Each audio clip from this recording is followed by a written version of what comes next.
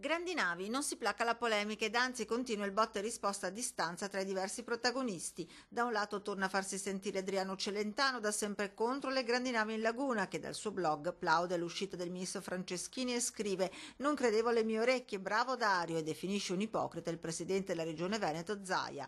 Dall'altro il governatore Zaia non si fa trovare impreparato e ricorda al molleggiato semplicemente chi è.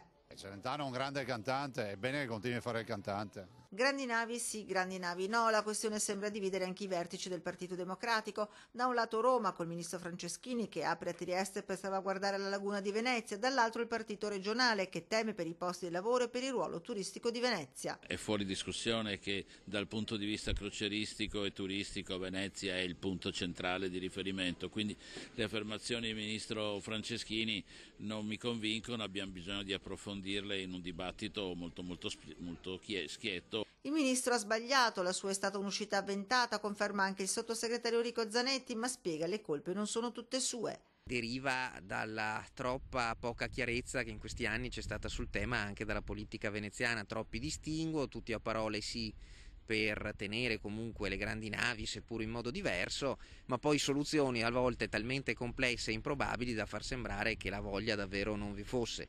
Mentre infuria la polemica in attesa di un sistema integrato tra i porti dell'Alto Adriatico, auspicato dal sottosegretario Baretta, bisogna fare i conti con l'immediato e c'è chi vede nella proposta del sindaco di Venezia Brugnaro dello scavo di un canale una soluzione non ottimale ma realistica. Cose che comunque sono compatibili con il mantenimento nel medio periodo delle grandi navi marittima, l'unico vero luogo dove può realmente essere svolta questa attività di qui a 10 anni. E per buona pace della politica e delle polemiche consiglio di lasciarsi guidare da chi ne sa di più. Le soluzioni tecniche sono allo studio delle autorità competenti e penso che sia bene che la politica si affidi anche all'esperienza dei tecnici per decidere qual è la soluzione migliore. Intanto domani torna la mobilitazione dei no grandi navi, l'appuntamento alle 15:30 alle Zattere contro il progetto Tresse Vittorio Emanuele, voluto dal sindaco Brugnaro, sostenuto ora anche dal presidente del porto Paolo Costa dopo la bocciatura dello scavo del Contorta e da una parte del Partito Democratico.